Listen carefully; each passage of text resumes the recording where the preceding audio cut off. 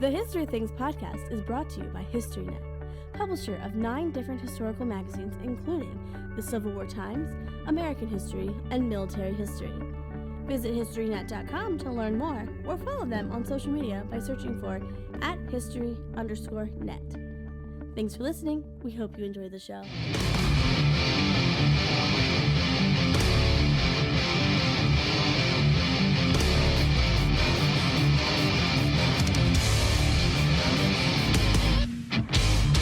Are you ready?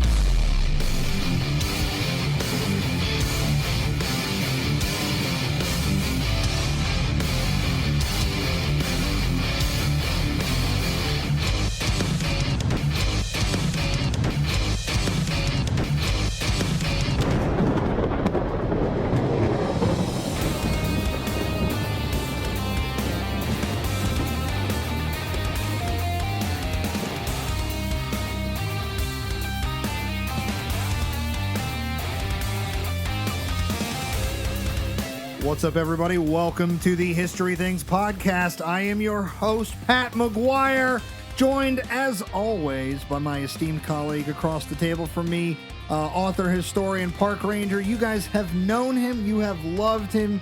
You keep loving him into season 4 now.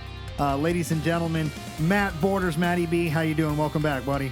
I'm doing good, bud. Always a pleasure to be here. We're back in the studio with the guests. It's excellent to be here tonight. I do love recording in the studio. We do a lot of this show through Zoom. You know, we acknowledge it all the time, but getting in this room, getting everybody under headphones in front of mics, just feels right. Just feels so right. And I remember on the front side of this recording to get our guests to sign the wall. We keep letting guests slip out of here without signing the wall, so we're going to have you sign the wall before you get out of the studio. So joining us today for a very fun episode, which ties directly into what I do professionally out at Fort Frederick. You know, we were talking about the French and Indian War.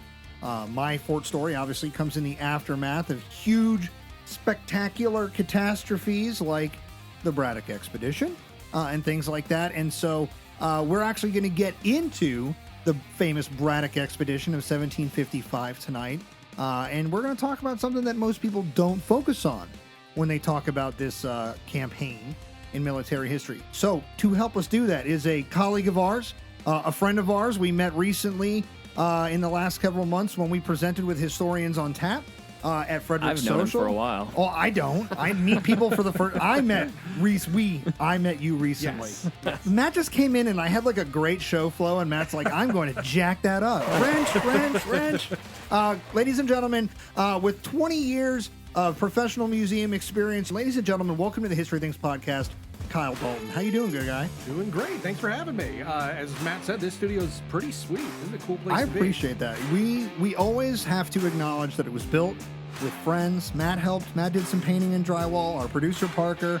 Huge shout out to Eric Money, the producer of Addressing Gettysburg. He did all the framing with me in this room. So it's appreciated that you appreciate it, good guy. We are here to talk about a very famous campaign in early colonial American history. We're talking, the 1750s, so we're talking 20 years or so prior to the stories of independence. We got guys like George Washington as a younger guy. We're pushing west. England and France are playing chess for control of North America. Essentially, this is worldwide empire chess happening. Who can expand over the other? And North America is the new chessboard. And the French have been sitting on some prime real estate, Kyle. And they've been asked politely to leave. They said no. They were sent some muscle in 1754, and that blew up spectacularly. See me in the Great Meadow, said George Washington. Oh, yeah. I'll start a war, a world war. And then in 1755, the English decided they've had enough. We're going to send this massive force, 2 columns, right? We're going to have Braddock in command of the whole thing, but with one column and Colonel Dunbar with another. What's the story here? And how come we're going to focus on, or not how come, I know why, because it's awesome. Why did you decide that we were going to focus on this interesting little part of it? Kyle, take it away, Braddock Expedition, 1755.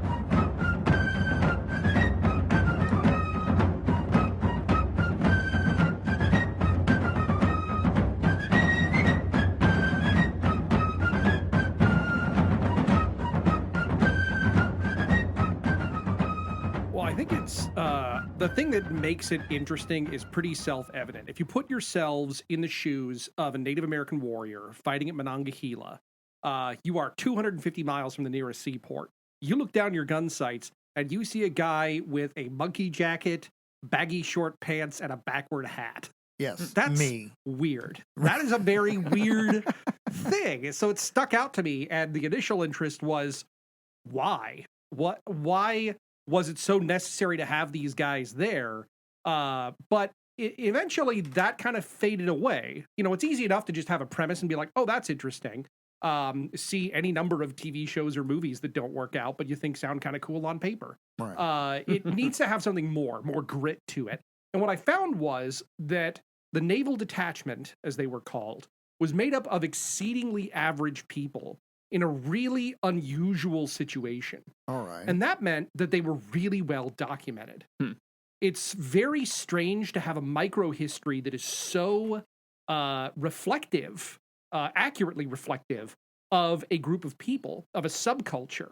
These are 35 guys, but they are a cross-section of what N.A.M. Roger calls the wooden world, the maritime subculture of the 18th century Greater Atlantic. All right. And the only reason that they get recorded so well is because they're on this disastrous expedition and none of them volunteered. They were all selected. All right, so we're talking about Navy guys, sailors, Yes, right? we're All talking right, about sailors. So let's Probably set should have this- led with that. Right, so let's set the scene for these sailors then. We are talking about an area that ranges from western Maryland and western Pennsylvania to where modern-day Pittsburgh is. So the high seas, boys and girls. We are talking about the rough oceans where all the pirates are. The Pittsburgh Pirates, maybe. Wow. There it is, got to be on brand. So just let's set the scene. What is the Braddock expedition's purpose? What is happening in 1755 between the English and the French that requires, this big English general, this major gun, so to speak, to come over and take a force west with him?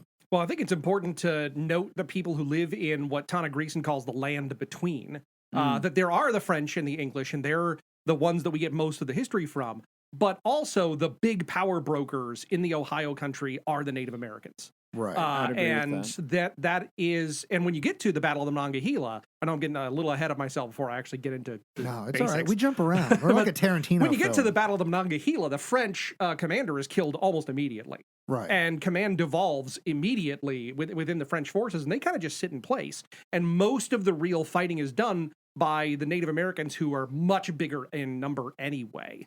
So they're really the fighters here, and the French are their allies for this battle. And what we're seeing is this land between, again, as Tana Greason calls it, between the English colonies, the British colonies along the seaboard, and the French, who have territory further out.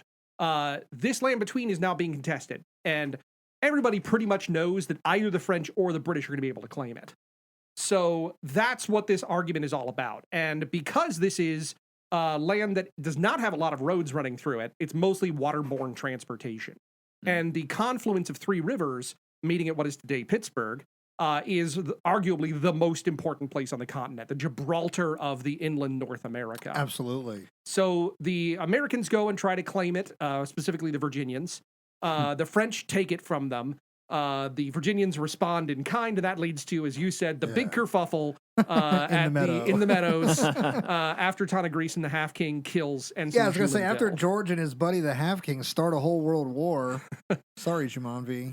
And Ville or V? Jumonville or Jumonville? I don't speak French. Yeah, Do you know? that's my problem too. I'll take that. We Yeah. butcher French on this show pretty regularly, but I you try know, not to, but I just find myself saying Jumonville when I'm feeling fancy and Jumonville the rest of the time. So I think maybe if you just exaggerate the accent, it sounds right no matter yeah, what. it's Jumonville. Jumonville. Yes, I said all the L's. I said all of them. You heard it? It was French. Yeah, from what I understand, you are supposed to say every letter in a French word. So That's what it sounds like when we speak French. right, exactly. So this blow up hasn't spilled over into Europe yet. Right. And the English decide they're going to commit a lot of forces toward forcing the French out of the Ohio country and claiming the forks of the Ohio for themselves. The French, in the meantime, the colonial French, are building Fort Duquesne on that site. So the goal of the English is to level that fort. The goal of the French is to hold it. and the American Indians that occupy that land are shifting back and forth, but leaning toward the French. And so the first step, of course, is getting the armies over there. Right. And that's why the British turned to the Royal Navy, their much vaunted navy, to carry this gigantic army in 2 separate squadrons across the Atlantic. And that's where these sailors enter the story. They are initially not part of the expedition. They're just sailing these guys across. So they're just the transport from, let's say, London to Right. the New World. Yeah, I think one of the squadrons went out of Liverpool, but I don't remember exactly. We're not calling it the New World anymore at this point. We've been here for like 150 years. I'll stop that from this point on in the show. Unless you're that one guy that hates when I make jokes, and then it's the New World forever. But no, but that's what they are. They're from port to port essentially. Is their job. Okay. And that's pretty normal for these sailors. One of the interesting things about the Wooden World is that when the term was coined by N.M. Roger in his book, The Wooden World: An Anatomy of the Georgian Navy, which is a great book, by the way. Okay. But when he coined that term, he meant it to apply just to the Navy, but really it does apply to all common sailors. They move freely between all the different types of maritime service: merchant, slaver, whaler, men of war. They just move freely between them. There's no like distinct clothing, attitude, and language to the Navy compared to everything else. These sailors just kind of move freely between. And we see that in a couple of the sailors who deserted from a merchant ship, and it shows up in court records, before they wind up on the Braddock expedition. They get sued for that. So yeah, you see these guys moving pretty easily between these things. They don't see themselves as Navy men. They are sailors who happen to be a man of war's man right now. On Navy ships at that moment. They follow the opportunities as the opportunities arise. So none of these guys are signing up to fight the French. Not really. It's still peacetime. They're not really looking to get into a fight, and they're definitely not looking to shoulder a musket. Are they? So wait. So just for clarification, so are they on paper like listed as sailors in the Royal Navy? Yes. So they do have to follow rank structure. Oh yes. So they're not just like dudes on a ship that just happen to be a Navy ship. Just for clarification, so they are right. They do sign up or are press ganged into the Navy. Right. And they have a set service that they have to play out. Right. Of course, many of them just desert and go join whatever opportunity pops up anyway. For sure. But when they're on a ship, like they are aware of the yes. rank structure. They're not just like, I'm a mercenary sailor, for lack of a better description. Right. Cool. Yeah. They may not think of themselves as Navy men, but they know that the type of service they're in right now is naval, and they're going to do naval stuff. Yeah. Are we still seeing a lot of press ganging at this time? Oh, yeah. Okay. Could you less so in explain- peacetime. Yeah, that makes sense. But yeah, no, press ganging is common. Press gangs are when sailors are forced into service for the Royal Navy. Right. This is usually done during times of war or emergency. And oftentimes there are passes that permit certain sailors to be exempted. Sailors coming back from whaling expeditions that were a couple of years long, for example, or to India, they want to go back to their family, and there's a certain humanitarian aspect to saying, okay, you don't get press ganged. That would be like the worst stop loss in history. You've been whaling for like 3 years, and they're like, by the way, going to war. You're like, what? Yeah. And there are times where, when it's a national crisis, they'll have a hot press, and anybody can be press ganged. They will just go out and start grabbing people. It doesn't matter if you are just coming back from India and your ship is coming into Liverpool. A Royal Navy ship will stop you and take your whole crew, and then they have to go serve for 3 more years. It can get pretty rough. Bummer. That would be such a bummer. There's a lot of social going on there too, because it's not like they're press ganging gentlemen or merchants or something. No, they are specifically looking for sailors, experienced sailors. Got it. And that's important too, and that's something we see in the Braddock expedition. These ships are crewed mostly with able seamen. To be an able seaman, you have to have about 3 years of experience. You have to kind of know what you're doing. And it was reckoned that to safely maneuver a warship, at least a third of the crew had to be able seamen. And that's what they're focused on with press gangs. There's a great book about this called The Evil Necessity. Definitely recommend reading it. It's all about press gangs. And the author actually works at GWU, so he's not that far from you. Field trip. Sounds like a field trip. Don't make a friend. He's a cool guy, too. All right. But the press gangs are part of it. And interestingly, one of the sailors on the Braddock expedition to carry Braddock to America, he didn't actually go with the army, but one of these sailors on these ships was press ganged and entered service as, I think, an ordinary seaman. And he ends up rising to the rank of admiral. Oh, wow. It's a very unusual situation, but there is kind of a permeable roof, too, that you can move up through. So some of these sailors are looking for advancement. They're looking for more than just the paycheck. They're looking for a career.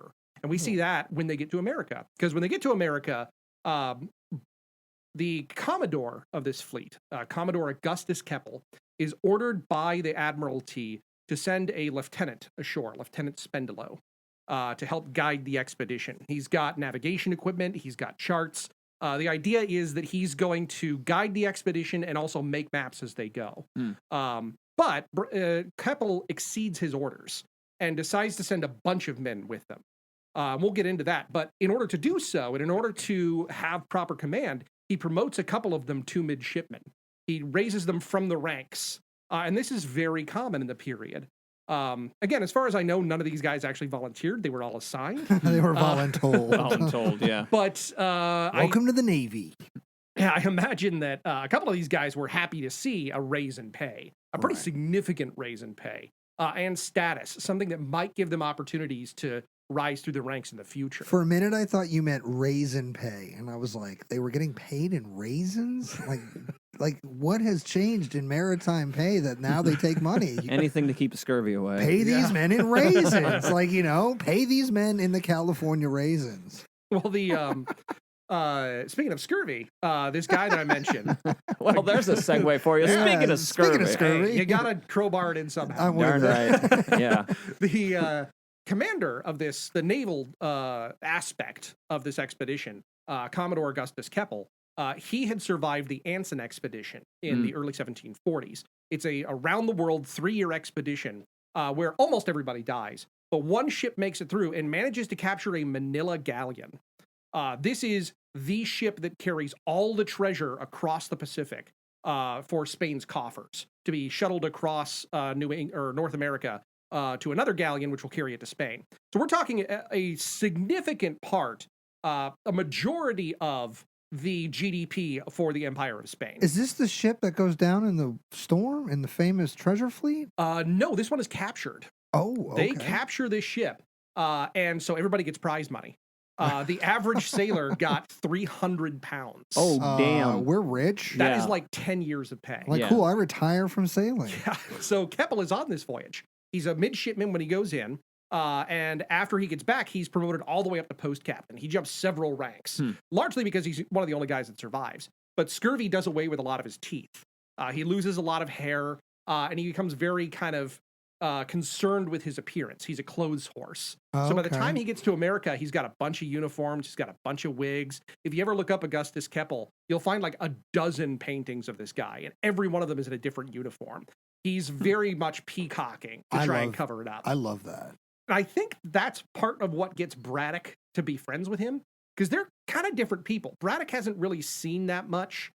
He was in command of Gibraltar, but during peacetime, he hasn't really done that much fighting. He's not a rough and tumble kind of guy. He's kind of a gentry sort of dude. He's competent when it comes to administration, but he doesn't have a lot of experience. And here comes Keppel, who's much younger than him, who's seen a lot more than he has. He's been under fire. He's been sick. He's nearly died. He went on this gigantic adventure, but they get along really well. And that's really important for the expedition. It means that when he says, hey, I want to send all these guys with you, Braddock is like, hell yeah, give them to me. There's some weight to that. I had to refresh. Sorry. No, it's all good. at all. What are we drinking tonight? This is the Sam Adams Oktoberfest. Hearty and smooth. Is this the male equivalent of it is almost fall? Like pumpkin spice is available, so we start drinking Oktoberfest? Is. Yes. I would be wearing Ugg boots right now if things had gone different. Oh, my. Oh, man. Look, we definitely are a cold weather family in this house here. And as soon as Starbucks started to release their pumpkin spice, my wife said, let's do it. I said, it's 90 degrees today. She's like, I don't care. So here it is, Oktoberfest. We're recording in September. Oh man. Right. So these guys, they're assigned to join, and Keppel says that they have to carry certain things with them. And this is actually kind of telling because in a lot of his letters, he'll say like, oh, I'm sending them ashore because these soldiers don't know how to use luff tackles and stuff. We need these guys to be able to haul things, to navigate waterways. But he also makes sure that all of them have a cartouche box and a musket.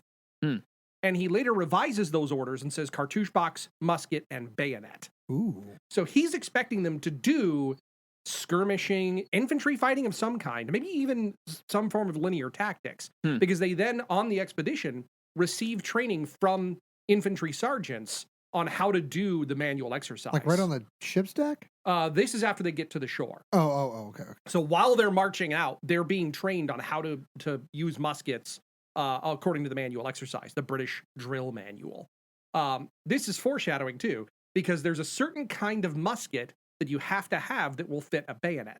The Navy has two types of muskets. The bright muskets, which fit the bayonet, and the blacked muskets. The blacked muskets are japanned and coated so that they don't rust as easily. Right. You're on a ship. The salty sea. You're not using the short or these long arms all that much. Most of your fighting is done with artillery. And when you're in a boarding action, there's not a lot of time. You're not going to get a lot of shots off. So they're not really emphasizing these linear tactics or bayonets. You get one shot off, so your gun, it's blacked. It's fine. You don't have to keep it maintained super strong. But he sends them ashore with bright-barreled muskets, bayonets, and cartridge boxes. And that'll come, chickens will come home to roost later on in the expedition with that. Oh, man. But before they get to shore, a couple of days before they're put ashore, as they're kind of assembling, as their various captains, they're drawn from 6 ships. So all these captains are coordinating and picking who's going to go. While that's happening, a sailor deserts. He's not one of the expedition, not one that's going on shore for the expedition anyway. He deserts while he's here in America. Like I said, they desert all the time. They're always looking for better opportunities. Right. And he takes off. He gets caught. He's brought back, and Keppel orders him to be flogged around the fleet. Oof. A flogging around the fleet is, I mean, we all know what flogging is. We've all seen historical movies. You get whipped. But a flogging around the fleet is where they put you on a jolly boat, and then they row you to each and every ship in the fleet. And each time that they stop at a ship, you get a new round of flogging. So, like, whatever they say, it's 20 lashes, but it's 20 lashes at every ship in the fleet? Yeah, I think I have the orders here, actually. How many lashes? Do you have that? I do, yes. To receive on his bare back with a cat of 9 tails, 24 lashes, alongside any 5 of his majesty's ships under my command. All right, first of all, 20 was a guess, so right in the ballpark. Pretty close. Pretty Nice, close. yeah. That is wild. I mean, that's, over 100 lashes. Yeah. That punishment is devastating. That could kill you, yes. Oh, yeah. Should kill you. They would stop if you went unconscious. They would do treatment and they would wait for you to get better, and then they would pick up later on. It's savage. They're like, pretty, oh, no, not getting out of pretty nasty stuff. Not getting out of it that easy, chap. Go wake up. So I have another quote here from John Nichol. He was a ship's cooper. He fought in the American Revolution. And he said he witnessed a flogging around the fleet. He said, it was a dreadful sight. His back swelled like a pillow, black and blue. Some sheets of thick paper were steeped in vinegar and laid to his back. Before he seemed insensible. Now his shrieks rent the air. Yeah, I bet. Yo, Jeez. no thanks. No. So flogging is a pretty common part of the wooden world across all services. Everybody does whipping. Merchant, whaler, Indiaman, Guineaman. The Navy does it a little more than most, but even then it's not as common as sometimes we think. There was a study of Royal Navy vessels on the Leeward Islands from 1784 to 1812 that found that only 9% of ships' companies were ever flogged. Now, that's still almost 10%. That's, 1 out of every 10 guys is getting it. So most people aren't being flogged, but everybody's familiar with it. Everybody knows what it's like. I was surprised to hear you say, and I didn't realize this, that the civilian fleets, the merchant fleet, was also doing that. Yes. It just seems the antithesis of free men, if you will, to be... And yeah, that's a good point. And it also is, again, that part of the wooden world where these barriers we put up between the different kinds of maritime service, they're being established in this time. They're being built in this time. So the ability for a common sailor to rise through the ranks becomes much more difficult in the Napoleonic era. Okay. The line between corporal punishment for civilian services and the Navy, that hasn't quite been established yet. And in fact, the one that whips its sailors the most are the slavers, the Guineamen. they're the ones that use corporal punishment the most. They have like a hazing ritual before they get to Africa to try and inure these guys to violence so that they'll be more likely to commit violence themselves. Great book on this is Marcus Rediker's The Slave Ship: A Human History. It gets really into the weeds on what it was like to be a sailor on there and why they were so willing to do these terrible things that they did on the transatlantic slave trade. Interestingly enough, some of those sailors in the wooden world were also black. Some of them were enslaved. Mm-hmm. One of the sailors on the expedition, this is actually a guy who goes and marches with them, is John Room of Virginia. And there is a non-zero chance that he was enslaved at some point. Most of the sailors in the Chesapeake in Maryland and Virginia were unfree. Entire vessels were crewed and captained by enslaved people. Maryland also had a lot of convict servants. That's where they went before Australia. So a lot of them are sailors. So there is a very real chance that this man is, he's almost certainly unfree, and there's a very real chance that he is also enslaved. Now, we don't know because the Royal Navy doesn't record that. Right. They don't list, and that's really unfortunate because that would give us a wealth of information. Yeah. But there's a very good chance that this guy was enslaved at some point. Some enslaved sailors saw the Royal Navy as an avenue to freedom. It was definitely not guaranteed that that would happen, but it was a possibility. Another way to look at this is, the famous Luda Equiano. Luda Equiano's famous slave narrative is actually a sailor's memoir. He's writing in the tradition of sailors writing biographies, but he himself was enslaved in the Royal Navy, and he gives some cool insight into what that might have been like.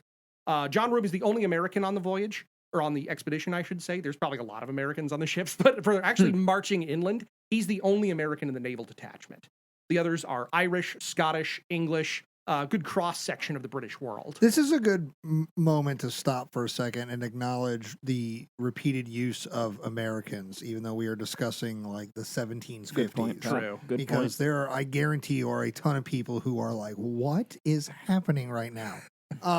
We are using Americans to describe all of us who would be living here in what would become the United States at this point. The best analogy I have to help you understand it is the way that we view ourselves as Americans today, but we are 3 Marylanders now sitting in this room, right? So we are Marylanders, but we are Americans. At this time that we're speaking of, we are Americans, but we are English. We just happen to be Englishmen on this side of the ocean, so that we are the Americans. And it's a term we are using. We are the American forces in a lot of these expeditions. Mm-hmm. It's not just something we're doing now. Like, that is a real-time term for these people in the 1750s. Mm-hmm. We're already Americans. 20 years before independence, we're already Americans. What do you think of that, Matt? Interesting discussion. He's like, all right, nerd. No, I remember you'd brought this up before, Pat. It's not something that I had originally thought about, the term being used prior to independence. And so it's I'm glad that you mentioned it. Glad you got to if you were confused out there, we're not getting that. We're not wrong. It's not It goes weird. back even further than that. There's the Royal American Regiment. That's right. In the Portobello expedition, That's the War right. of Jenkins' Ear. Any chance you get to say the words "War of Jenkins' Ear," you should take. Or the Absolutely. Portobello expedition. People are like, Portobello, the yeah. mushroom expedition? What's happening right now? Doesn't taste like meat, by the way. People are like, it tastes just like a cheeseburger. does No, not. it doesn't. You're It doesn't. lying. You are It's- freaking lying. We're not here for cheeseburgers, though. That would not be the first time we discussed. In fact, let's do it. If you get a cheeseburger right now, what's happening? What's happening on Kyle's cheeseburger? What are you getting? Ooh, crispy onions. Okay. Maybe teriyaki aioli. Oh, this is the fanciest burger right already that we've had on And the maybe show. some pepper jack cheese on there, tomato, fresh tomato, and lettuce. All right. From now on, we're asking our guests what their cheeseburger is. Okay. We're just going to do it. I don't know how we did this on the other show, but it happened, and I like it. And that's a fancy burger. I probably will never eat it. It sounds like it has vegetables and things I don't eat, but it's fancy. Just You for gotta get that crunch context. in there. Cheese and ketchup only is my burger. Yes, the Pat's 5-year-old burger. Yeah, my younger daughter has a much more culinarily what's the word I'm looking for? Expansive. Expansive. She eats more crap than I do. I eat like a child. Whatever. All right. All right. So we have this. We have these sailors that live in this crazy world of military, not military, civilian, not civilian. Just for the record, Matt, I think that even though they're receiving corporal punishment in the civilian world. You are free, but then the moment you sign onto a crew, you are a subject of that captain's world until you're back on shore. No, I get that. I Yeah. just didn't realize that a non-military vessel. I kind of had a feeling they could on whaling ships because they're such long expeditions, Yeah. but I didn't realize that the actual merchant fleet could also do floggings. Yeah, there are some restrictions to that, of course. Sure. Famously, there was a Scottish sea captain who beat a sailor to death. Oh. And he was vilified. Well, that's called murder. That is murder. I mean, at that point, that's that just is called murder. murder. At Yeah. the same time, it's also not unheard of. I mean, they're It's like, not dude, if common, the but guy- it's not unheard of. They're like, dude, if the guy just didn't die, you wouldn't be in trouble, but you had to do that one extra. I mean, that's kind of it too. Is the free use of violence by sea captains is something that goes way back. Again, to name drop Rediker, his book "Villains of All Nations" about the golden age of piracy. He argues that pirates were more revolutionaries than they were terrorists, as they're often portrayed. Yeah. They didn't just kill anybody. There was restrictions on the violence, but the violence that they meted out went to sea captains. When they really went for it, when they went overboard, Yeah. it was on sea captains. And there's a reason they were targeting those guys. So it's certainly not as bad by the time you get to the 1750s, but it's still a continuing tradition of violence from the top. Okay. And you're seeing that across the board. Sailors do have ways to push back. We'll hear about that as the expedition goes along too. But I think we should follow them to shore now. Yeah, I was to say, these guys are, I guess, aren't they on shore? Because aren't they moving out with bright muskets and all that at this Yes, point? they've got their muskets. It did take a little while for them to get all the stuff gathered together and to actually get them on shore. They land in Alexandria, Virginia, and they land around the time of the Grandest Congress at the Carlisle House. Okay. Carlisle is a Scottish merchant. He's got the biggest house in town, this gigantic stone structure. Still stands today. I used to work there, actually. And they gathered all the colonial governors they could get to have a big meeting about what we're going to do in this war. And it wasn't just Braddock's expedition, it was everything. We're talking Nova Scotia, we're talking moves up the St. Lawrence. I mean, this is get the French out of here. That's what yes. this meeting is, right? This is excuse me, this is getting all of the colonial governors together to get all the colonies to cooperate to push the French out. So we got finally. like Sharp and Dinwiddie and all these dudes. Yeah, they're Sharp and Dinwiddie are both there. Well, Sharp's in charge, obviously. He built my fort, so he's my boss. at the end of Well, the day. and interestingly, Keppel goes with him to different colonial capitals, namely Williamsburg and Annapolis. So they meet with each of those governors separately outside of the Congress. Okay. Keppel does anyway. So Keppel and Braddock bring everybody together. They have this big meeting. It goes okay. But while that's happening, It's all right. They're like, this is a bad idea. And he's like, I disagree. I mean, kinda, and they're not wrong. One of the things right. that gets kind of forgotten in the Braddock expedition is what he planned to do after he captured Fort Duquesne, which was to march to the Great Lakes. Even if he had accomplished taking Fort Duquesne, which was already a real stretch, but he got within spitting distance of it. Even if he'd done that, there's no way this guy's going to make it up to like Lake Huron or something. Was his goal to pick up the supplies that he is, I guess, banking on being abandoned at Duquesne? That's unclear to me. And even would that even be enough to carry you to No, the Great absolutely Lakes? not. Right. I mean, so, It's a little fort. That's when they march dumb. out Yeah. of Alexandria, they're heading toward Frederick. They're heading toward Frederick, Maryland. 5 days into the march, they're out of food. So wait, this is confusing because we talk about this at work a lot. There is a monument to this expedition kind of stepping off in Bethesda, Maryland. Or it's not a monument to it, but there is a monument to a couple things, and one of the faces of it has an inscription relative to this. He lands in Alexandria. Is his force landed across in Bethesda, Silver Spring, and he's just there? Yeah, they go. So the army leaves before Braddock does. He's still trying to get supplies arranged and trying to get other colonial governors on board. So the army leaves without him at first. Because they go right up through, not where we are. They cross the but Potomac, and that's the first thing the naval expedition does is get these boats across. And they land around where Rock Creek Park is. Okay. And then they march from there to Frederick. Okay, cool. So that's getting across the river. So that's what that monument is about. So they didn't even bother to go up the river too far from Alexandria. They just kind of cross. No, they just cross and Basically just there. start walking. All right. And they start starving. 5 days into the march, there's no food. This is not a great start for the expedition. That's probably like right where I live. That's somewhere in Montgomery County. They're like, crap, we are hungry. So they finally get to Frederick. They are starving. They're already diseased. Of the 35 men in the expedition, 3 of them are left behind in Frederick a month later when they march out. So 35 of the sailors were already down to 32. 32, Yeah. okay. And that's a month after they're in Frederick. So they're probably in much worse shape when they arrive in Frederick. One of the Midshipman Gill, keeps a journal through the expedition, and he writes that they were put in very indifferent quarters. Interestingly, when they march out of Frederick a month later, they leave their hammocks behind, which means they carried their hammocks from Alexandria to Frederick. Like the ones they on the ship. The ones they sleep in. On the ship. Yes. Ooh. Now, here's where it gets weird because they're specifically ordered to carry their hammocks, but they say to leave the beds. The beds are the mattresses inside the hammocks, so they're just canvas. Are they stringing this up every night to Like sleep in? It tree doesn't to seem tree? like it. Tree to tree? Because they're mostly sleeping in buildings on the expedition. They're usually finding some place inside they can stay. Dr. Robert Fryman suggests that maybe they wrapped their gear in this and slung it over their shoulder, kind of like Civil War style with a blanket. If it's canvas, that would make Maybe. sense because it's slightly water repellent, potentially. Right, maybe. And it's strong to hold your stuff. But it whatever they were doing with it didn't work that well because they just left them in Frederick. It just never came back for They're them. like enough of that. So they get to Frederick.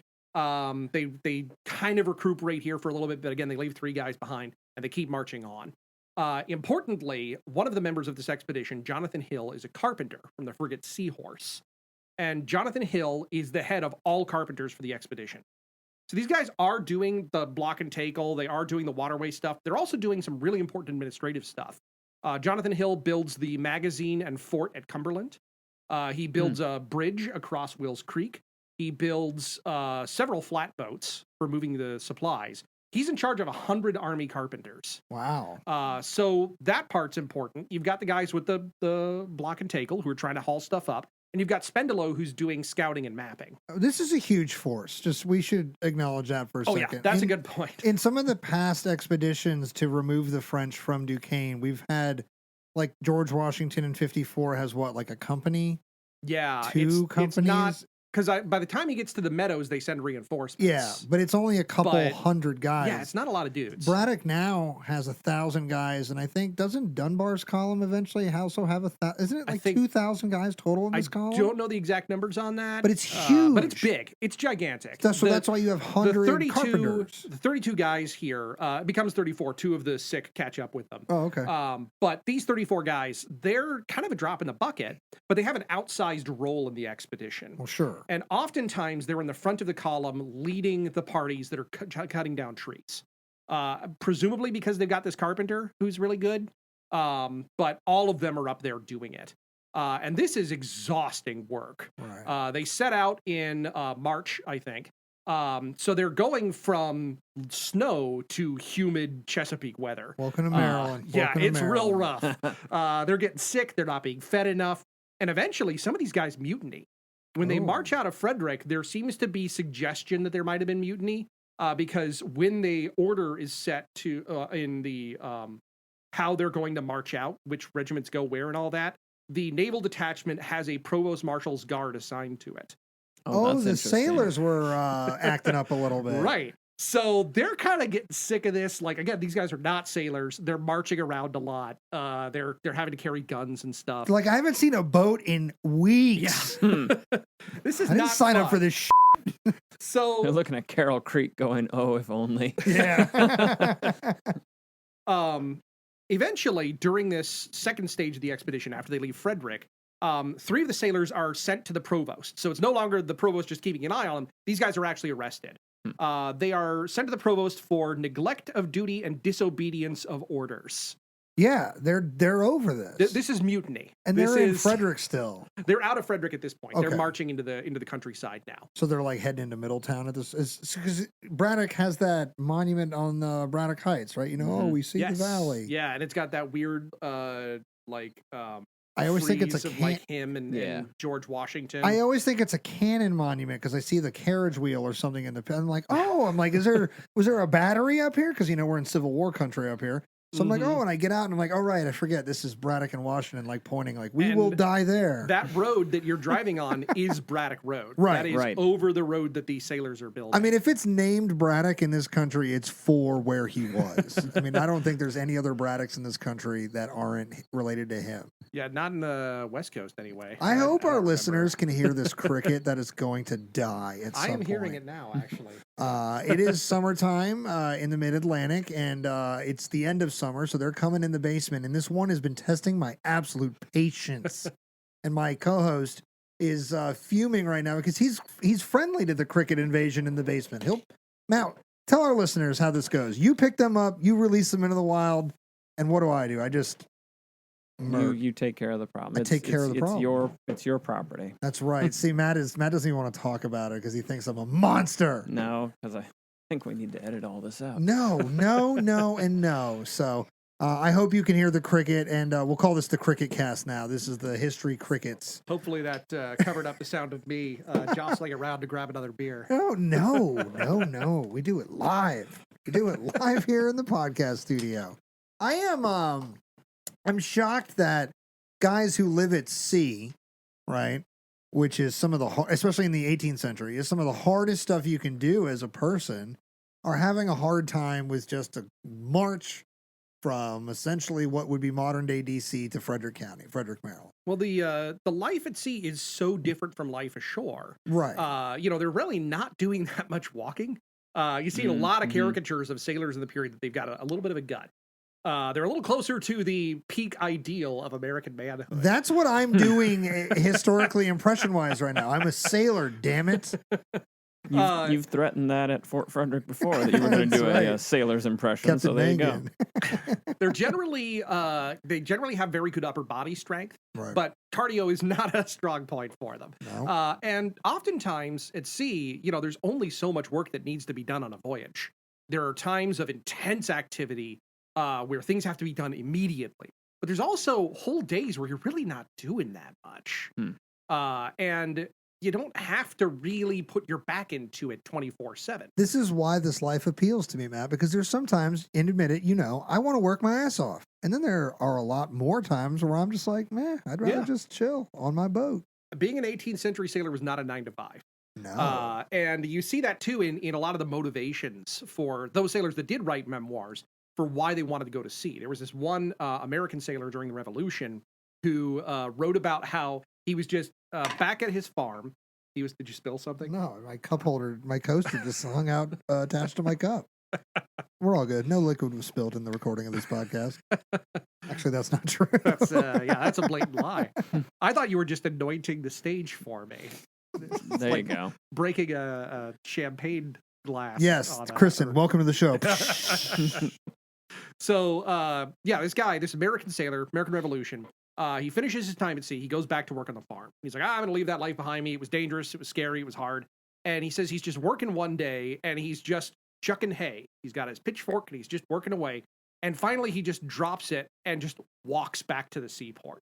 He just is so bored by this manual labor and this day-to-day stuff, this routine, that he's just like, screw it. Yeah, I'm gonna go put my life in jeopardy again. Yep, time to sail, baby. Yeah, he got bit by that bug, that adrenaline high. Yeah, and these sailors are being really heavily worked. They're getting more hard labor than most of the soldiers are. They are at the front of the column. They're constantly chopping stuff down. They're always trying to haul things up these precipices and hills that they really shouldn't be trying to haul them up. And they do have this minor mutiny. So Braddock, shortly after this, assigns, I think I've got the numbers here somewhere. Braddock assigned 5 women to the naval detachment as camp followers. Okay. Because sailors wouldn't bring camp followers. Women aren't permitted on ships. So they have to do everything. Stephen Barry, this one historian, wrote, necessity meant that shipboard men assumed duties often performed by women ashore. Basic human needs required males to perform labor that society considered feminine. So they're having to do the sewing, the cleaning, the cooking, all the stuff that you often wouldn't have in the male sphere. And so Braddock is maybe trying to alleviate it by saying, okay, we'll take some stuff off your hands. We'll let these camp followers do your mending, do your cleaning, and you can do all the other stuff. You can do all the things that I need you to do, and I'll take some of these off your plate. Yeah. That's a guess. We don't know. He doesn't say why he assigns those women to the naval detachment, but that seems the most likely. Right. The math adds up. Yeah. Braddock's like, will you stop complaining now? And really, mutinies in this period, that's how you do it. Sure. You answer the grievances of the sailors. And mutinies in this period can be violent, but usually aren't. This is where the term strike comes from, for striking sails. It's just a work stoppage. And that's what they're doing here. The specific complaint against these 3 sailors was for neglect of duty and disobedience of orders. They're just refusing to work. Right. So it seems to have had an effect. Yeah. We don't see any more complaints until after the battle. And their complaints then are, we are shot. Yeah. This sucks. We'll get to that. I am wounded. So they get to Haystack Mountain. Haystack Mountain is a very difficult climb. They lose at least 1 wagon, I think 2, as they fall down the mountain. Oh, no. Trying to climb it. It does not work. And this is where the naval detachment, in the words of David Preston, who wrote the great book Braddock's Defeat, he says that this is the most important contribution the naval detachment makes. Lieutenant Spendilow finds a pass around the mountain. They no longer have to climb this thing. There's a shortcut. He's doing that scouting and mapping as he promised he would. And grateful Braddock names the next encampment Spendilow's Camp. This is also the only time that George Washington mentions the sailors. He mentions Lieutenant Spendilow once in all his writings about the Monongahela and the Braddock expedition. This is the only time he mentions them. He mentions just the officer and nothing else about them. All right, look, we're going to say this. When we talk about George and the French and Indian War, it is okay to take shots at this young man. If he doesn't, I'm shocked that he just didn't find a way to make it entirely about Virginia. That's what he writes about when he writes. He craps on my fort. I'm surprised he mentions, but what is he only mentions the guy by name once, right? Yeah. This doesn't really mention what they're doing. I think there's also, because Washington, he's aspiring. He wants to be an officer. He wants to be recognized. Aspiring really badly, is a great word. That man is like obsessed with becoming a British officer. Yeah. It is his thing. And in this period, I mentioned that there's kind of a permeable barrier between command and the men of the fleet. Right. That you can rise up from being a press-ganged sailor. There's one sailor in this period, actually, who becomes a post captain who was originally a slave. He was a black man in the Caribbean. And he becomes a post captain in the Royal Navy. Wow. And there is this fear. It's sort of not very well articulated in the period, but you're seeing a little bit of a fear that the Navy is a quick way to the top for people who don't deserve it. And that's one of the reasons in the Napoleonic era, you see a much harder barrier. It becomes much more difficult to rise up through the ranks. But in this period, you can. But it's seen almost as a cheap shot. It's seen as like a unearned way up. You're good at sailing. It doesn't make you a gentleman. I kind of wonder if this is some of the deep roots between the beef between the armies and navies of the world. I think there's a few things. Yeah. No, but I mean, like among them. But I mean, it's Sure, like hey, we're out here doing all this. Oh, you sail on a boat, suddenly you're an admiral. Big deal. Yeah, and there's also in this period, you can buy your commission in the Army. You Right. can't in the Navy. Oh. You have to. You can buy a commission as a midshipman, but then you have to earn your way up through merit, or at least most of the time. So then, how can you hate on that if you're earning it? You're working your buns off. Because it also means that there are people who earn it who do not have the gentry side of it. And Washington, as a young man, did consider a life at sea. He was excited by the idea of becoming a sailor, becoming a captain. He actually kept his own personal log of the voyage down to Barbados. I was going to say, he does a voyage. He Yeah. doesn't like it at the end of it. At this point, though, I think he's kind of, that's true. He did have avocados down there. Yeah, he though. did. He was like, guacamole. Heck yeah, man. So he, I think he may have had a fear of the Navy by that point, of like, I can't be associated with that. The Army is a more noble way to get recognition. I don't think that it was an intentional snub, but I think by this point in his life, he's just kind of like, sailors, whatever. He, didn't really put a lot of stock into the naval aspect of the American Revolution until the French got involved. Right. So then he lets them handle it. Yeah, pretty much. So I think there's another thing going on there with him and his ambitions that's reflected in his neglect of them and his records. I mean, he only wants two things. I mean, he wants to be accepted as an Englishman, because that's how we all see ourselves, and he really sees himself as that, and he wants a commission. Yeah. He wants a royal commission. And being the right-hand man to General Braddock is going to do that for him. He's there as a volunteer, for the record. Yes. My understanding is of all the officers involved in this campaign, he's the only one not getting paid for his present. That might be true. I don't actually. I think he's a volunteer. I mean, all right, we can get into that another day, but he is a volunteer on Braddock's staff, I believe. I don't think he is a paid. Because he's not even wearing like a real uniform. Right. It's like just a red suit. He was just, check me out, I'm George. Yeah. I mean, he still had an official role in the expedition. He just wasn't. Yeah, he said, like, cash me outside Pittsburgh. How about that? So they're approaching this fort. It's taking a long time. They're losing wagons. They're chopping down trees. They're building roads.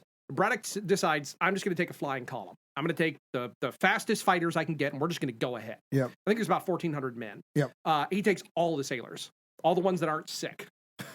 He grabs all of them, and they're part of the flying column. They're in the front of the flying column. They are stoked to be at the front of the They are sure. They are not. They're wheezing. They're like, great. But through all of this, they're getting, the occasional training with the manual exercise, with the drill. But with this change to the flying column, Braddock changes his orders and says, take the guns away from the sailors. It's just slowing them down. Put them in wagons. Whatever wagons Spendalo chooses. This means that when they cross the Monongahela on July 9th, 1755, they are in the van, leading the van of the main body, as noted by one cartographer who was present for the battle. They're in the front of the fight. They don't have guns. I was literally getting ready to ask. They've taken their guns, but they haven't taken their position? And worse, the guns have all rusted. Because they're bright. They're unserviceable because they're bright, and they don't know how to maintain them. Right. So these guys, I don't even know what they're doing during the battle, honestly. Throwing rocks. They may have just like scrounged what they could. Maybe they'd found replacement arms before that happened. Maybe they were helping with the artillery. We don't know. All we know is they are in the thick of it. Unfortunately, nobody who survives the battle writes what the sailors were doing. And they lose a lot of people. I think I've got the numbers here. So at most, they have 23 men present for the battle. 11 of these are killed outright, and 7 to 10 of them are wounded. So we're looking at a really high casualty rate, up to 21 out of the 23 men who are there are killed or wounded. All right, let's set that scene. Let's go to July 9th. Let's do a little side story. We'll do a little mini history of the battle itself so we can kind of create an atmosphere, since we don't know a lot specifically about what they're doing, right? Right. Let's paint an atmosphere about what's going on around them. Because this is a pretty spectacular moment. We have two forces. I always say that this is kind of like Gettysburg in a way, but not identical. In Gettysburg, both forces are aware each other are out there, but not actively really looking for each other. Yeah. Like, obviously, the Federal Army is looking for leave, at least looking to do other things. Here in Monongahela, both forces, French and English, Indian allies and militias and provincials and all that, are aware of each other and are semi-seeking destroying each other at this moment. They're looking for a fight.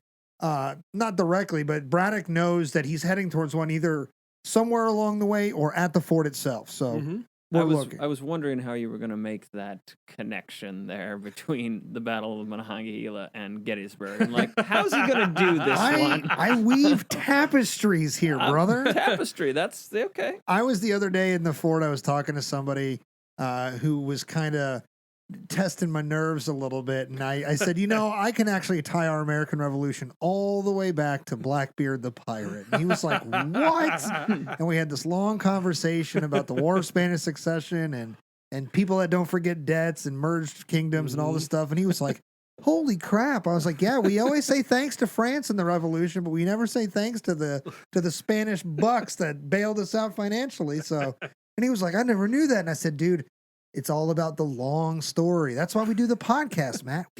We've tapestries. So yeah, Monongahela. Let's go through the battle a little bit and set the scene. So they're making their way. They have to cross the Monongahela River. They do this, at least the forward part of the company. The sailors get across. It's fordable, but it's not swift. Okay. They cross, they're going through pretty heavy wilderness. This is forested country. And they're making their way to Fort Duquesne. So much so that a famous quote from Braddock says, "We will dine within the walls of Fort Duquesne tonight." Yeah. His artillery is much bigger than what they have in the fort. He can just pound the walls to dust. Commander of the French forces knows this. He convinces the American Indians who are gathered there to go out with him to fight Braddock. He knows that he's got to defeat Braddock outside the walls, because if they stay behind them, they're going to lose. He does manage to convince them. He apparently paints himself with face paint. I'm glad. This scene is pretty spectacular. He doesn't just convince them. He basically strips down, paints himself up, and is like, follow me. Yes. And a lot of that too is he's saying this is in your interests. Yeah. That is not him demeaning himself as some French officers would have imagined it. It was him saying, I'm on the same level as you. I'm here for you. Let's go do this. Yeah. And then they go into the fight. There are very few Native Americans allied with the British. There's only 7 of them. They are the scouts out front.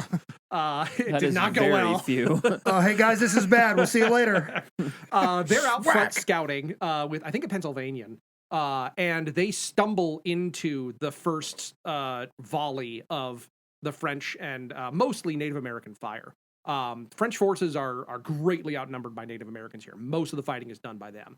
The forces briefly pull back. Both sides bring their grenadiers up. At this point, Braddock doesn't know what he's looking at. It looks like a skirmish. There's been a number of skirmishes throughout the expedition, but they've been kind of on the periphery. There's never been a big engagement. And this seems like it's going to be that. So the British bring their grenadiers up to just fire a couple of volleys into the woods, scare them off, and keep going. They're surprised to see French grenadiers coming from the opposite direction. And that locks Braddock into this idea that this is a European fight. Oh, because they see a line. They see a line of dudes with bearskin hats and uniforms, and he's like, this is what we're fighting. And so he starts to send his forces up front to react to that. The sailors are up there doing something at this time, but they're seeing all of it. They're in the front while this is happening. They're like, let's get out of here. I mean, maybe it could also be that they're being told, like, hey, keep working. We got to get moving. Who knows? Or maybe they're being told, hey, go get your guns. Or, hey, go to the artillery. We don't know. Anyway, Braddock is then surprised to see more skirmishing on the flanks. And his column is quite long at this point. And it hasn't stopped in the back. So the back of the column is moving while the front has stopped. Oh, it's like a train where the engine stops. And they're all starting to kind of clump together. And as they're doing this, this skirmishing quickly escalates into just full-blown fire on the flanks. But he's already locked in place up ahead, and he's thinking, if I could just beat these grenadiers, if I can just break through that line, we can keep moving and get out of this. And he tries to send flankers off to the side, but of course the Native Americans are much better at woodland fighting. Yeah. And it just becomes a chicken shoot. It is a tremendous amount of casualties.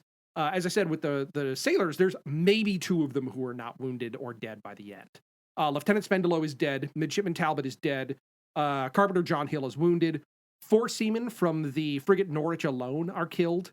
It's just a massacre. Wow. Very few of them make it out. Midshipman Gill, who survives because he was sick and he wasn't at the fight, he wrote that seeing so many of their mates fall in battle struck a panic through our men. This was compounded when their comrades were, quote, scalped in their sight. Now, this must have been especially scary for sailors.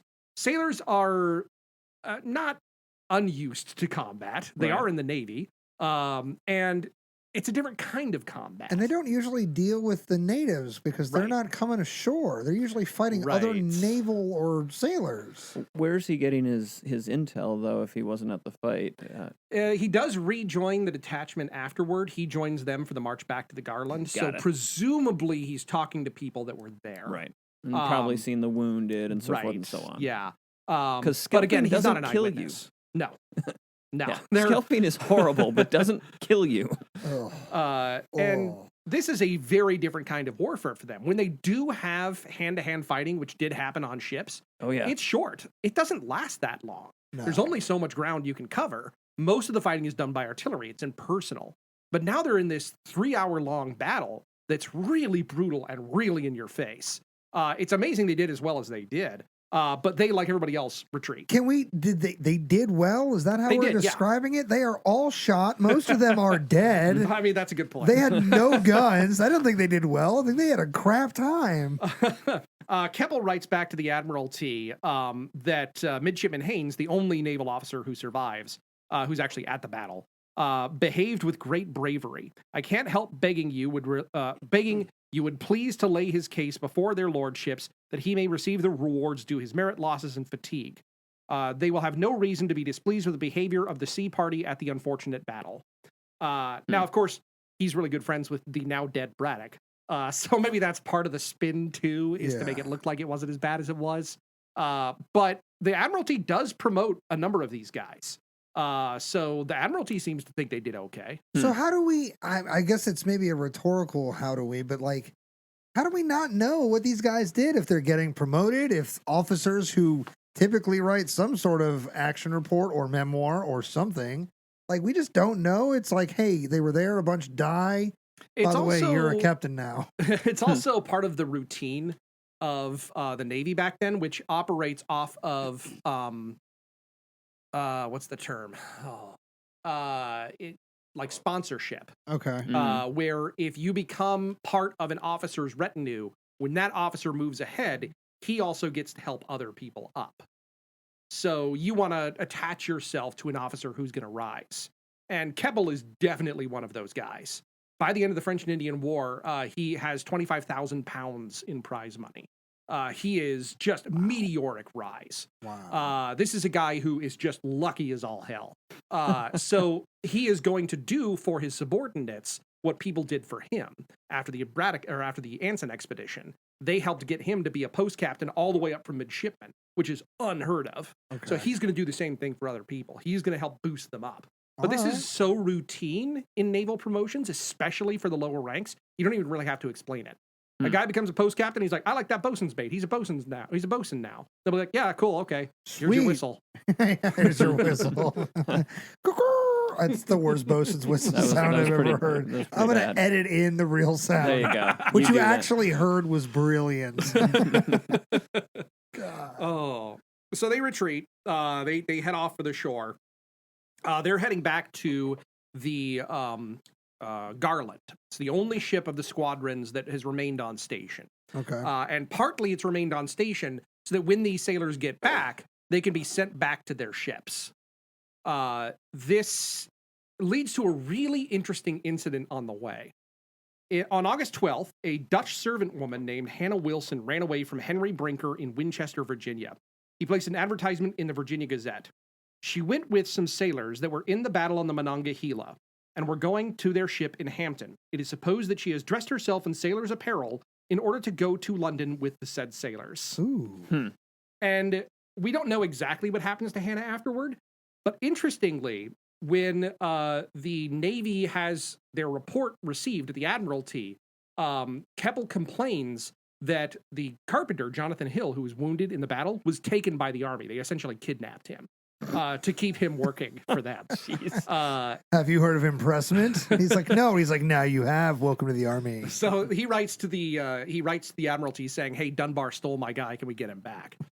But on the roster for the sailors on the Garland, Jonathan Hill is listed among them. Oh. And we know he's not there. Right. So that would seem to suggest Hannah Wilson got on the boat. Yeah. That's interesting.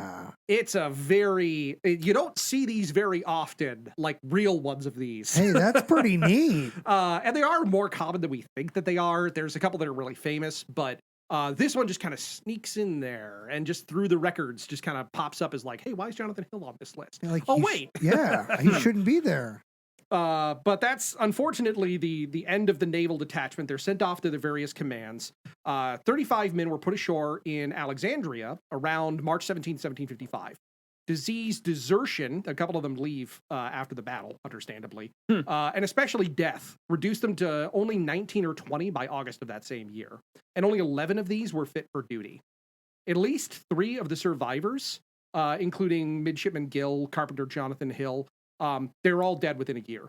Wow. And probably for Hill and this other sailor named Frazier, they were wounded at Monongahela, so they probably died of their wounds. Got it. If we include those 3 men that died within a year of the battle, the Navy lost well over half of the detachment as a direct result of the expedition. It is devastating to these men. But as a final footnote, one of these men does continue on. It's kind of hard to follow a lot of them through the muster books and records, but I did manage to track this guy down. On September 13th, 1759, the French are defeated at the Plains of Abraham before the walls of Quebec. Right. This is General Wolfe defeating the Marquis de Montcalm. Right. This is Montcalm. basically the end of major fighting in the French and Indian War. Right. Braddock's expedition is arguably the beginning of big fighting anyway. Yeah. And the Plains of Abraham is the end. And among the people who are gathered on the Plains of Abraham are sailors. There's Navy sailors that have forced their way in into the ranks and have insisted they're going to fight. And among them is able seaman Henry McCann of the Centurion, who is a survivor of the naval detachment. Really? He's there for the Braddock expedition and for the Plains of Abraham. He's going to get some at the end. Jeez. I'd be like, first of all, I've seen enough. I'm done. I'm getting out of here, and Apparently you're never not going to see him. me again. Yeah, and there are guys who are just like, screw it, I'm out of here. Well, that's reasonable. Yeah. Notably, of those 3 guys who deserted after the battle, 2 of them were the guys I mentioned earlier who deserted from a merchant ship before the war. So there's a pattern there. Oh man, I love this era because we don't focus on the 1750s because it's complicated in the way we study American history. It really challenges the beliefs that we have surrounding revolution in the 70s, things like that, and the way that we sort of view ourselves as Americans at this time, and B, the way we sort of view our conduct here in North America. It's very different than what we will do even 20 years later, 80 years after that during an American Civil War, and all the way up to what we do now. So I love talking about this because it's just something that's so different. Yeah. And it's got some of the familiar names. Like, obviously, we didn't really focus on the French and Indian War as a whole, but, there are names like Gates. There are Gage, I'm sorry. There are names like Washington that are going to be hugely important in 20 years. And we get to talk about them in this context as much younger men who are living different ways. That's why it's one of my favorite things to do is to crap on George Washington. And I do it out of love because in this world, he's a 23-year-old young man with incredibly high aspirations and ambitions, an incredibly strong work ethic, and a huge ego. Yeah. Yeah. And I love all of those things in a person. Yeah. Well, and it gives room for him to grow and mature, too, as an individual. Yes. I think too often he's portrayed as a fully formed adult from childhood. Yes. Yeah. And the French and Indian War gives us an opportunity to be like, it's kind of weird to talk about those sailor guys. He was like super into sailing when he was a kid. Right. This is something I write about. I'm hoping to make this into a book someday.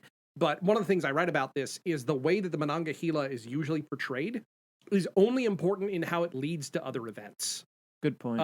That's true for Mount Vernon. If you go to Mount Vernon, the orientation film is a weirdly violent, dramatic reinterpretation of Monongahela that argues that that's what created George Washington.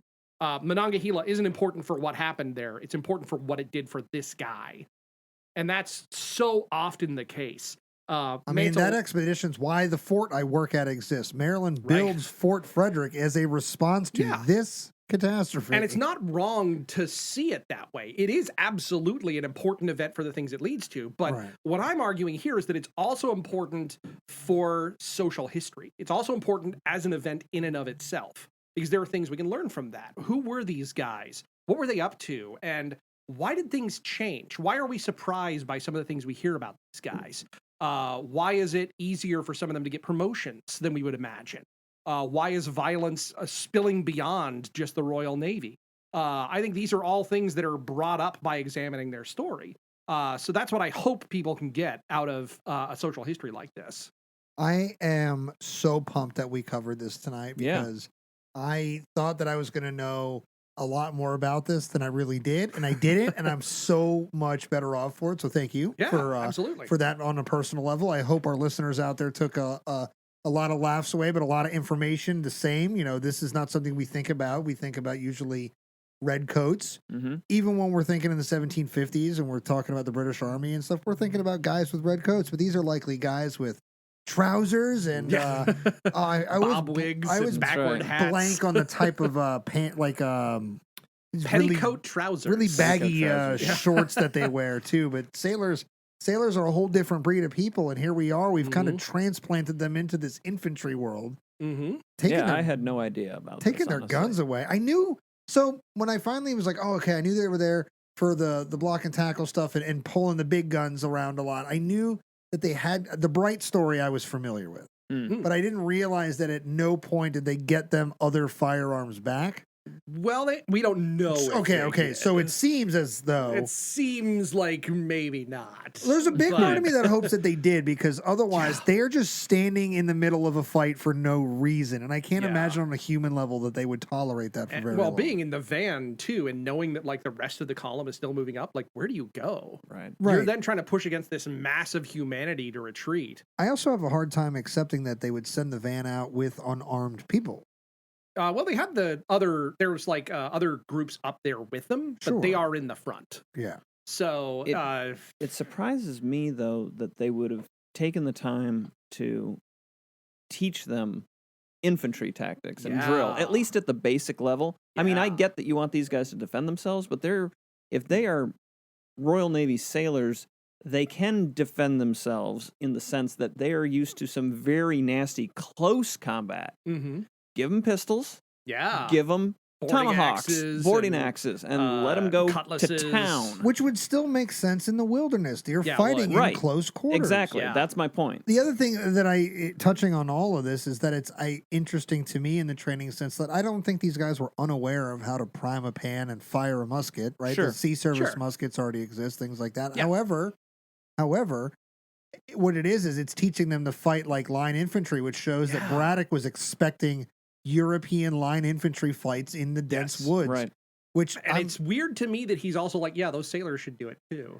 Weird. It's so weird. I just like my initial thought was they must be doing artillery stuff. Mm-hmm. Like that just is the thing that like sailors do on conjunct expeditions. Yeah. You give them big guns. Yeah, because they know how to move all the stuff that moves the big guns, but right? from conception, before they get to shore, they're like, these guys have muskets and cartouche boxes. Oh, man. It's so weird. All right, when we build the time machine, add that to the list. We got to go find Braddock and be like, yo, what's up with this one, dude? Before we get out of here, let's bring it back to you, Mr. Dalton. Let's talk a little bit about you and how you got into history and sort of, outside of this, tell us some of the things that you like to talk about and some of the work that you do at the museum, because we, for years, have stumped that the National Museum of Civil War Medicine is one of the best museums of the Civil War, and it's a focused topic. Yes. You get not just the medicine, but you get, war and all this stuff. So tell us about all of that, in your world. Sure. I work at the National Museum of Civil War Medicine. Been there for about 3 years now. Membership and development coordinator. But I also run our social media. So if you ever see our Instagram or TikTok, shorts on YouTube, that's all me. You've been killing it with the shorts on Instagram recently. Yeah, it's a whole new world for me, figuring out how to say very little. We just spent an hour talking about this topic. I've got like 30 seconds on those. My favorite thing you did recently was the blooper take where you were talking about how hot it was. I was yep. It was 100 degrees. Welcome to 11 Manassas, buddy. It was terrible. I have 20 years of museum experience. Started in California at the Maritime Museum of San Diego. Crossed over to here, finished school, went right into museums again. Been doing it ever since. All right. Nice. So how did you get into history as a younger guy? Like, you didn't just wake up one day and have 20 years of experience. Like, we always talk about this, right? Most of our guests have the Gettysburg trip, Harper's Ferry. For me, how did you become inspired to follow the path of history nerddom? I was kind of surrounded by it. I grew up in a tiny little gold mining town in the Sierra Nevadas in Southern California. And I was just kind of always around history. It was always kind of like part of my life.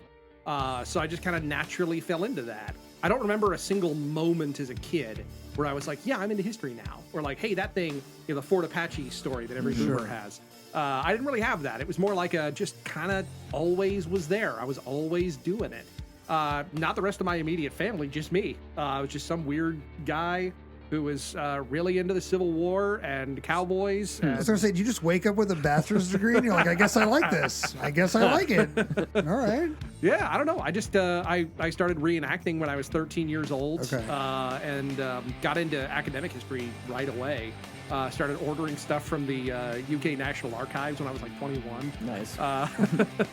So yeah, I've always just kind of been doing it. Really cool. What is, so when you're not on the clock, so first of all, at the museum, right, obviously we're talking about medicine for the most part. I mean, the museum does branch out and talk about a multitude of topics. Other stuff. But when you're not on the clock and you're on just Kyle Dalton time, what do you like to talk about? Obviously, Braddock's Navy detachment was one of those things. It was great, but What sort of fancies you in history? I'm really a social historian. Like, I'm into what it's like for average people in the past and what we can learn from that. But topics are hugely varied. I've been on a big Second Republic of Mexico kick lately. The French intervention, Nice. the birth Maximilian of Cinco de and all Mayo, that stuff? Maximilian. Yeah. My ancestors were Californios going back to the 1760s. They were part of the first expedition, the Portola expedition, to explore Alta California.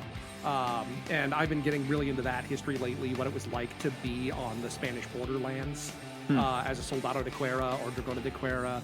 I recently found a memoir that was written by my ancestor, who was born in 1797 and Wow, served congratulations. as a dragones de Cuera in the early 19th century. So there's like some pretty cool stuff back there. But I'm all over the map, man. Like, wherever I feel like going, I'm gonna go. I got really into Vikings over COVID. A man is a leaf on the wind. I hope it turns out better for you than Wash. That's for our Firefly fans. That was a good reference. We were talking about, man, my brain just stopped. Well, Vikings before Spanish. Vikings. Oh, that one. Fuck.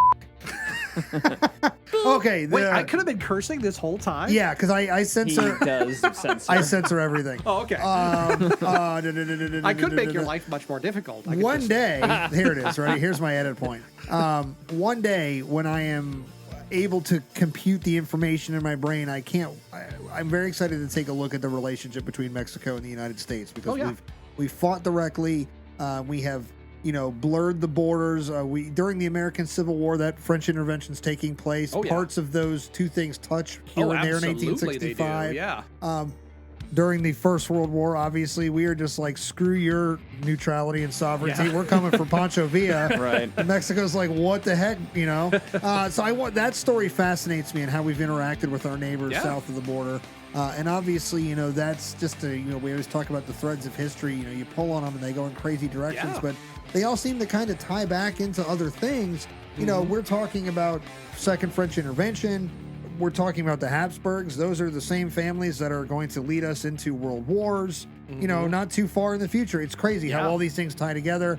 And then, we did this earlier, right? We can tie our War of Independence all the way back to Blackbeard the Pirate. And in between those things are like the French and Indian War and all that stuff. So tell our listeners as we get out of here, where can they follow along with you on social media? Do you do personal history or do you just run the account for the museum? Mostly it's the account for the museum now.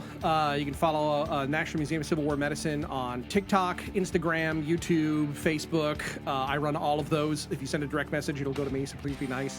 It was not fun running social media for a Civil War medicine museum over the pandemic, let me tell you. I know. Especially because you guys had just changed the logo to the more modern logo. That People are furious. Oh man, I got called a Nazi communist snowflake. Yeah. it was a lot. Said the person offended that a logo changed. But it was crazy. So those are the main ones. I also have a personal website about sailors in the 18th century. Cool. BritishTars.com.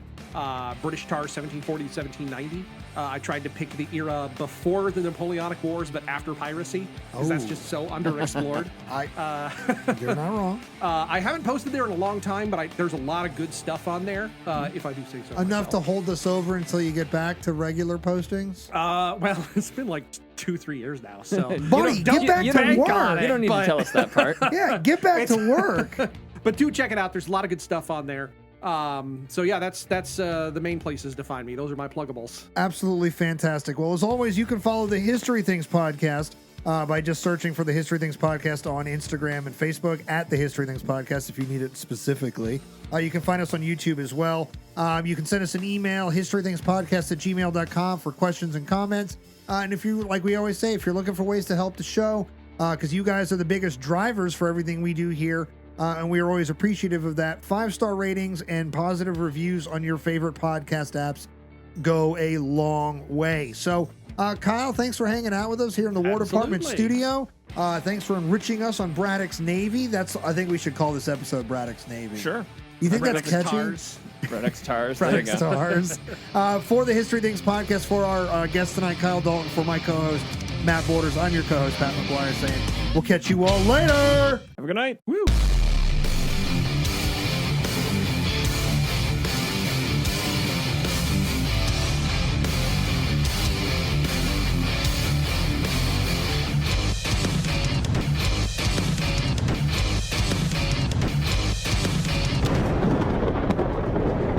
You've been listening to the History Things podcast. Follow the guys on Facebook and Instagram at the History Things podcast for all the latest news and exclusives. Make sure to also follow Pat and Matt on their social medias at History Things with Pat and at Matt Borders Books. Have a question, comment, or compliment for the show?